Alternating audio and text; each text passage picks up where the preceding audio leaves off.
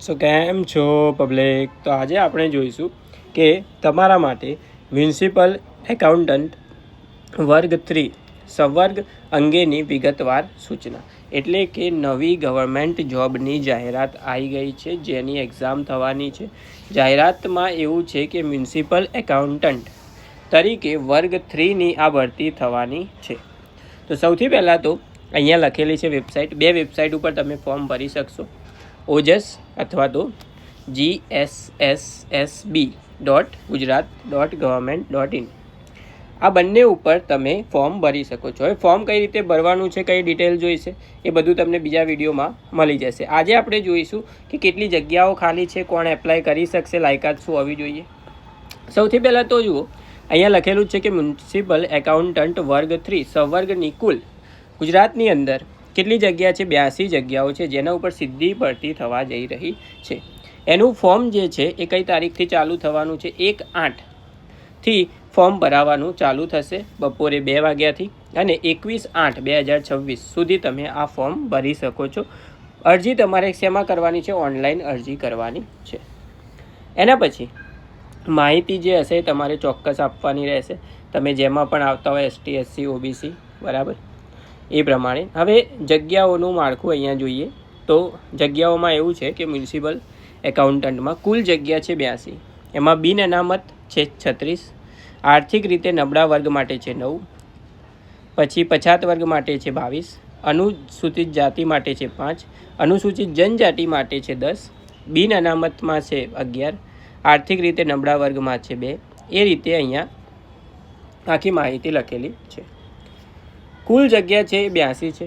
હવે આ પરીક્ષા માટે કોણ એપ્લાય કરી શકશે, પરીક્ષા કઈ રીતે થશે, એ બધું હું તમને આ વિડીયોમાં સમજાવીશ. સૌથી પહેલાં તો અહીંયા બાકીની માહિતી જે છે દિવ્યાંગ અને એના માટે છે, જે આપણા માટે કંઈ કામની નથી. અહીંયા કેટેગરી પ્રમાણે તમને વર્ષોમાં શું આપવામાં આવી છે? છૂટછાટ આપવામાં આવી છે. પગાર ધોરણ જોઈએ આપણે એનું, તો અહીંયા એક વસ્તુ રહી ગઈ, વય મર્યાદા એટલે કે ઉંમર.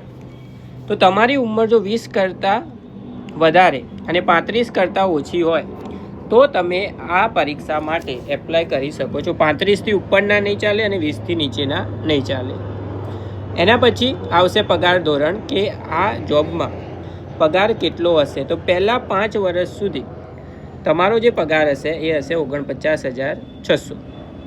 લેવલ 3 આવશે એટલે તમારો પગાર આના કરતાં વધી જશે, એટલે 5 વર્ષ પછી. એના પછી જોઈએ કે શૈક્ષણિક લાયકાત કઈ જોઈશે. તો અહીંયા લખેલું છે possess a bachelor degree in a business administration or a computer application or a commerce or a science, यानी कि BA BCA સાયન્સ હોય તો ગણિત, સ્ટેટિસ્ટિક, અથવા તો આર્ટ્સમાં પણ સ્ટેટિસ્ટિક, ઇકો અને મેથ્સ હોય. એ લોકોએ જેમણે કોલેજમાં 3 વર્ષ કર્યા છે, એ લોકો બેચલર ડિગ્રી ધરાવે છે, એ લોકો આ પરીક્ષા માટે એપ્લાય કરી શકે છે. બાકી જે છે એ કોમ્પ્યુટરનું બેઝિક નોલેજ હોવું જોઈએ, ગુજરાતી હિન્દી બંને ભાષા આવડવી હોતી હોવી જોઈએ, બરાબર, એ ક્રાઇટેરિયા છે. એના પછી BSc CAIT તથા MSc CAIT ના ડિગ્રી ધારકો આ જગ્યા માટે લાયકાત ગણવામાં આવેલ નથી. એટલે તો તમે જો કોમ્પ્યુટર એન્જિનિયરિંગ કર્યું હોય, IT કરતા હોય, તો તમે આ ફોર્મ ભરી શકશો નહીં.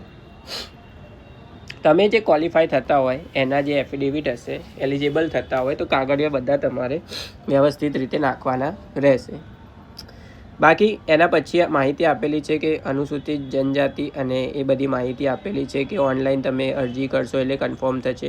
સામાજિક રીતે પછાત વર્ગ માટે પણ અહીંયા માહિતી બહુ બધી આપવામાં આવી છે. આપણા માટે જે કામની માહિતી હતી એ મેં તમને અહીંયા કીધી. પહેલી વસ્તુ, કોણ એપ્લાય કરી શકશે? તો તમારી ઉંમર 20 કરતાં વધારે અને 35ની અંદર હોય તો તમે આ પરીક્ષા માટે એપ્લાય કરી શકો છો. એના પછી તમે BSc BA 3 વર્ષ કોલેજ કરેલી હોય એ બધા જ કેન્ડિડેટ અહીંયા એપ્લાય કરી શકે છે. હવે અહીંયા જોઈ લઈએ કે અરજી કરવાની રીત.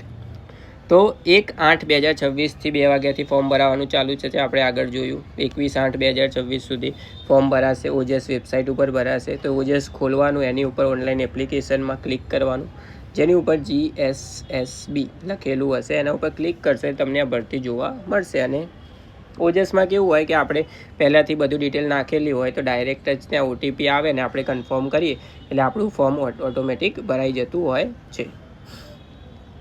બીજી જે ડિટેલ આવશે ફોર્મ ભરવાની એ તમને હું વિગતવાર સમજાવીશ. અહીંયા પરીક્ષાની જે ફી છે એ બિન અનામત વર્ગ માટે 500, પહેલી પરીક્ષાની એટલે કે MCQની પરીક્ષાની મુખ્ય પરીક્ષાની ફી છે 600 રૂપિયા. એના પછી અનામત માટે મહિલાઓ માટે પ્રાથમિકની ફી છે 400 રૂપિયા, એટલે કે 100 રૂપિયા બંનેમાં ઓછા એ લોકોએ આપેલા છે. પરીક્ષામાં ફીસ ભરવાની છેલ્લી તારીખ એટલે કે ફોર્મ ભરવાની 21 છે, પણ ફીસ ભરવાની 23/8 રાખવામાં આવી છે, જે તમે ઓનલાઈન રીતે ફી ભરી શકો છો. એના પછી પરીક્ષાની પદ્ધતિ, આ મેઇન વસ્તુ છે કે પરીક્ષા કઈ રીતે થશે. તો પરીક્ષા ટોટલ 2 તબક્કામાં થશે. પહેલાં જે થશે એ હશે તમારી MCQની ટેસ્ટ, જે તમારી કોમ્પ્યુટર બેઝ એક્ઝામ હશે. એના પછી મેઇન એક્ઝામ થશે, પહેલાં પ્રિલિમ એટલે કે ભાગ 1 MCQની એક્ઝામ થશે. એના પછી મેઇન એક્ઝામ થશે રિટર્ન. એના પછી તમારે મેરિટ આવશે. મેરિટમાં તમારું નામ હોય તો એ પ્રમાણે ડોક્યુમેન્ટ વેરિફિકેશન માટે જવાનું અને એના આધારે તમને જોબ આપવામાં આવશે. આ રીતે પ્રક્રિયા થશે. ઇન શોર્ટ તમારે 2 એક્ઝામ આપવાની હશે. એક હશે MCQની, બીજી હશે રિટર્ન. હવે એ જે એક્ઝામ હશે એ કેવી રીતના લેવામાં આવશે તો જોઈ લઈએ. તો પહેલી જે MCQની એક્ઝામ હશે ઓબ્જેક્ટિવ, એમાં જનરલ સ્ટડીના ક્વેશ્ચનો પૂછેલા હશે. 150 માર્ક્સનું પેપર હશે MCQનું અને 2 કલાકનો સમય આપવામાં આવશે. તમારે 150 MCQ લખવાના હશે. The object type eliminate test is MCQ. Every question shall be 1 marks, મતલબ ટોટલ 150 ક્વેશ્ચન હશે.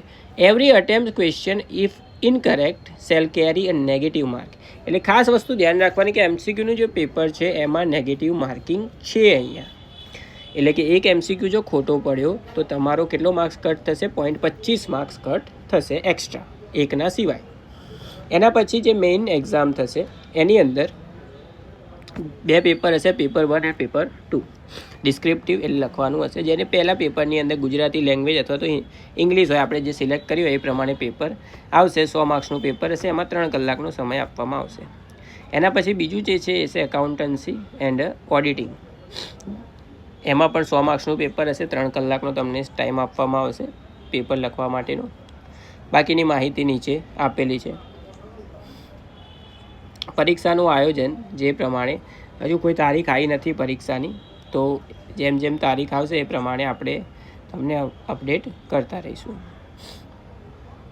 હવે અહીંયા આપણે જે એક્ઝામ આપીશું એમાં ક્રાઇટેરિયા શું હોવો જોઈએ? તો 40% કરતાં વધારે માર્ક્સ હોવા જોઈએ MCQમાં, અને એ જ રીતે ડિસ્ક્રિપ્ટિવમાં પણ 40% કરતાં વધારે માર્ક્સ હોવા જોઈએ, તો જ તમે ક્વોલિફાય ગણાશો.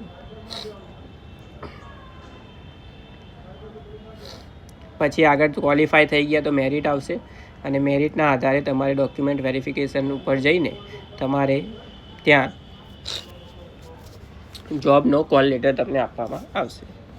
એના પછી જોઈએ એપેન્ડિક્સ A, જેની અંદર જનરલ સ્ટડી કયું કરવાનું છે. તો હિસ્ટ્રી એ બધી માહિતી આપેલી છે કે આટલા માર્ક્સનું આ છે, બુકમાંથી આવશે, આ વસ્તુ આટલામાંથી આવશે, મેનેજમેન્ટ, પબ્લિક, ઓકે, એ બધી માહિતી તમને અહીંયા આપવામાં આવી છે. મેઇન જે પેપર હશે આ થઈ MCQની વાત ઉપરવાળું.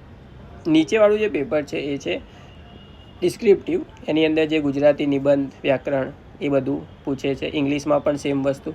ઉપર MCQ, અરે ગુજરાતી મીડિયમનું 50નું હશે, ઇંગ્લિશનું પણ 50નું હશે. ટોટલ 100 માર્ક્સ, બંનેમાં 50-50.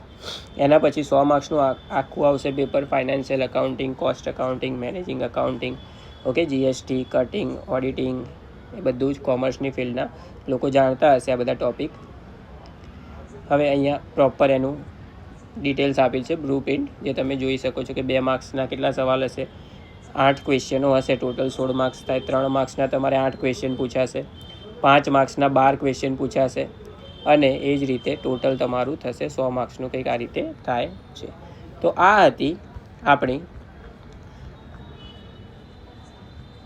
એકાઉન્ટન્ટની જે ભરતી આવેલી છે